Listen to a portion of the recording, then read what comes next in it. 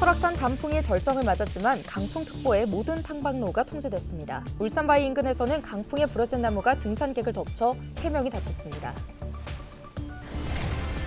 김장철을 앞두고 배추값이 전년 대비 2배나 비쌉니다. 가을 배추가 출하되면서 가격이 낮아지고 있지만 소비자들이 체감하기에는 이르다 보니 정부가 김장재료 공급을 늘리고 할인을 지원하겠다고 밝혔습니다. 해외 바이어 초청 통합 오프라인 수출 상담회에서 도내 기업 49곳이 수출 업무 협약을 체결했습니다.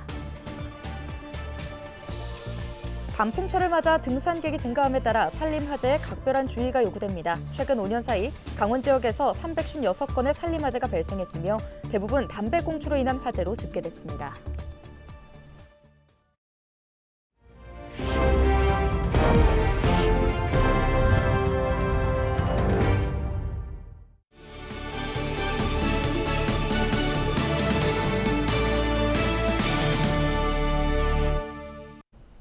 여러분 안녕하십니까? 헬로티비 뉴스입니다.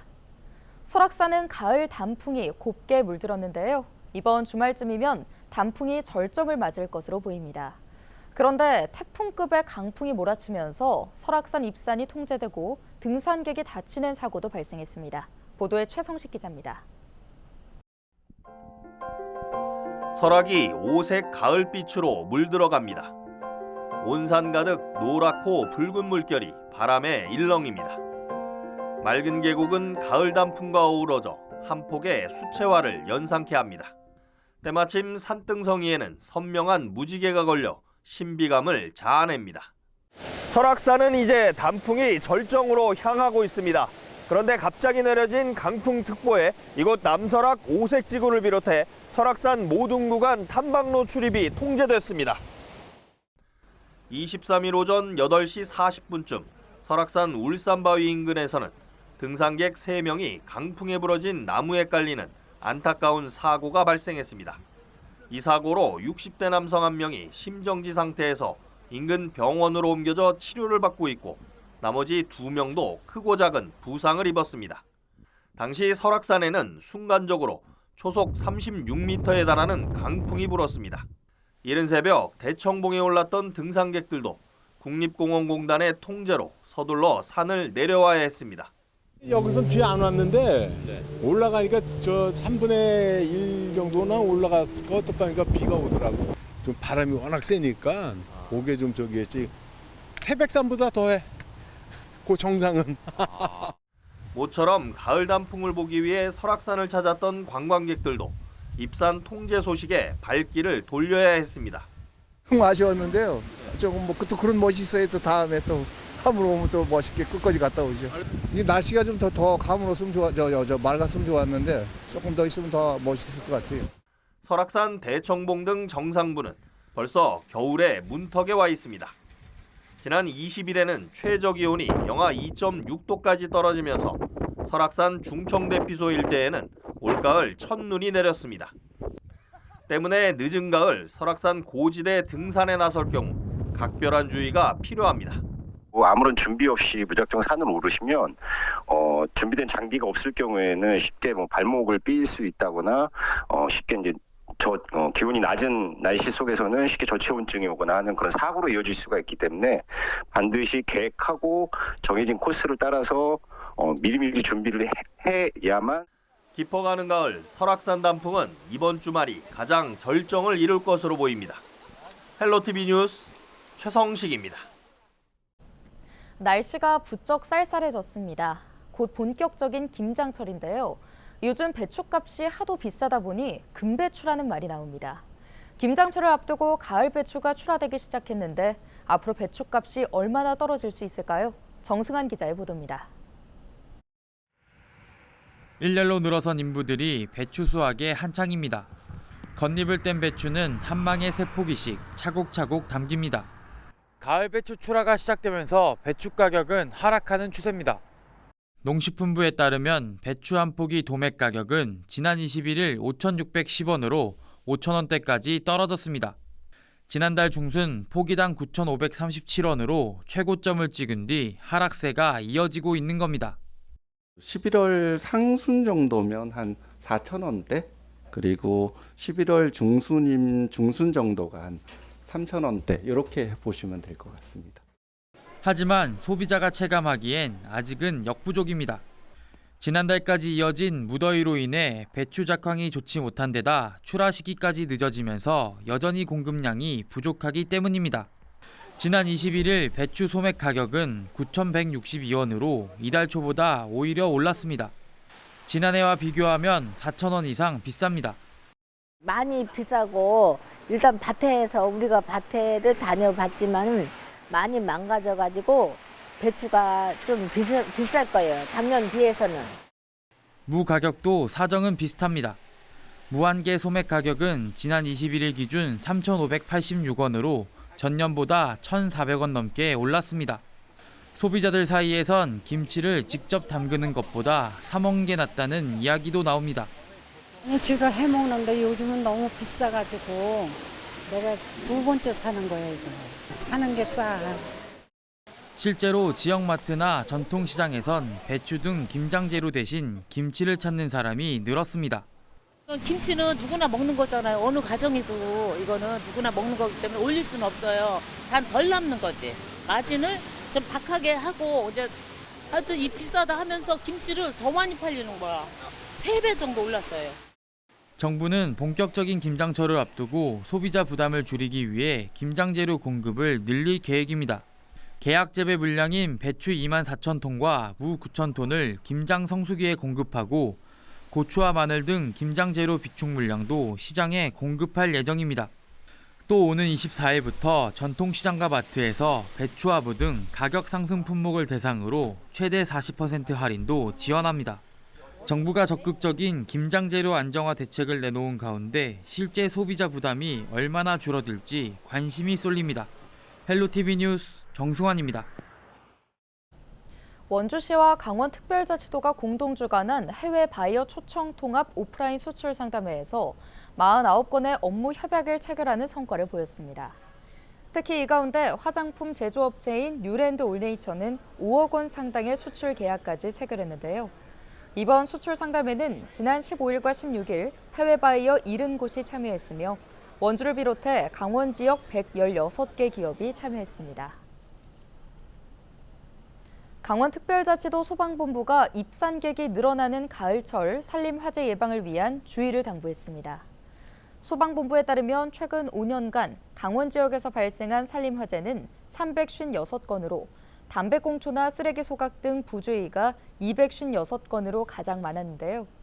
소방본부는 최근 강풍과 건조한 날씨가 빈번해지면서 산림 화재의 확산 속도와 피해 규모가 크게 증가할 것으로 예상되는 만큼 산림 화재에 주의를 기울여야 한다고 강조했습니다.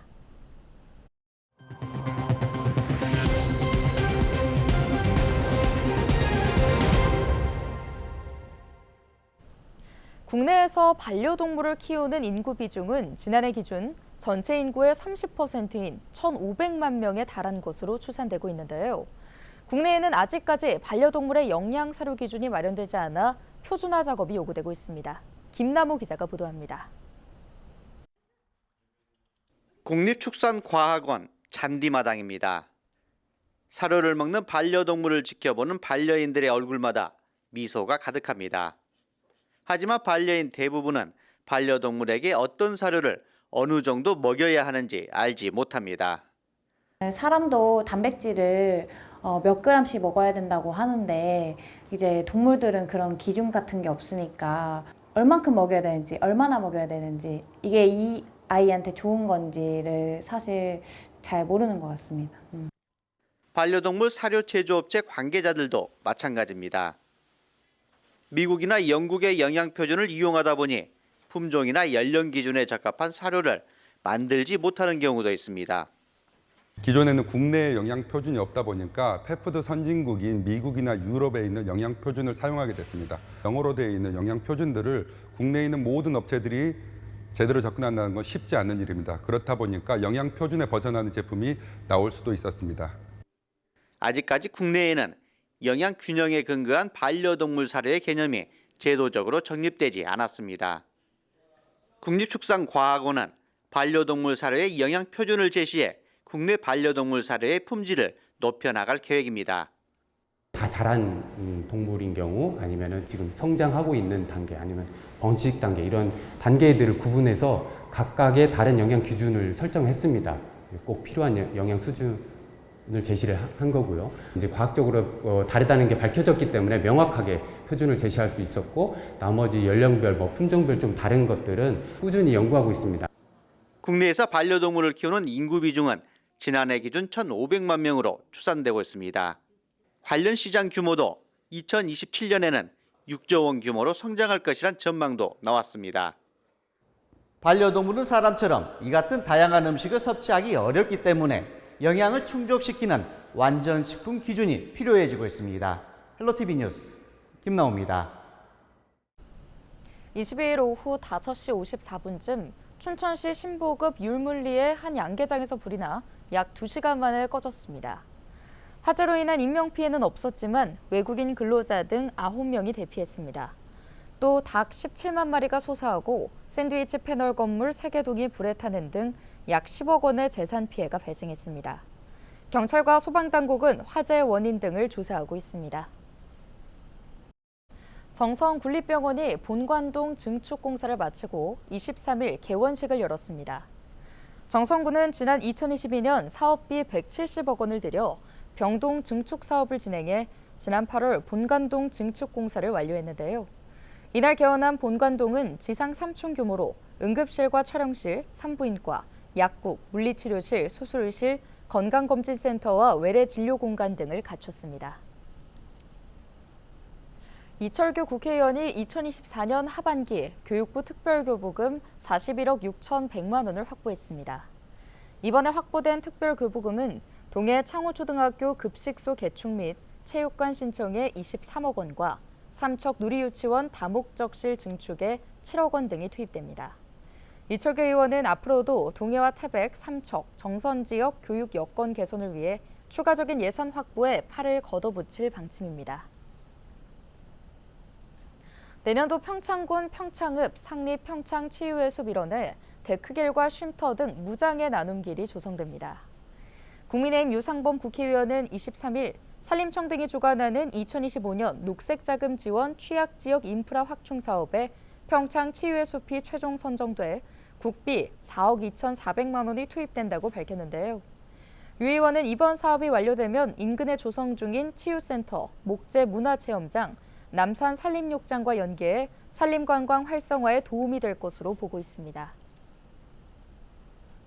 영월군 김삿간면 예밀 와인축제가 오는 26일 개막해 이틀간의 일정으로 예밀 1위 마을 일대에서 열립니다. 예밀 1위 마을회가 주관하는 예밀 와인축제는 지역에서 생산되는 예밀 와인의 우수성을 알리고 지역 관광을 활성화하기 위해 5회째 열리고 있는데요. 특히 올해는 예밀 와인이 2024년 대한민국 우리술 품평회에서 과실주 부문 최우수상에 선정된 것을 축하하는 행사를 비롯해 예밀 와인 시음 할인 판매, 각종 공연 등 이벤트가 마련됩니다. 원주시가 만두 축제 기간 동안 강원 소상공인 상생 직거래 장터 만두벙커 마켓을 운영합니다. 만두 축제장 인근 협동조합 광장에서 소상공인 업체 30곳이 만두와 연계한 공예품과 먹거리, 원주 특산품, 체험 상품 등 부스 50개를 운영할 예정인데요.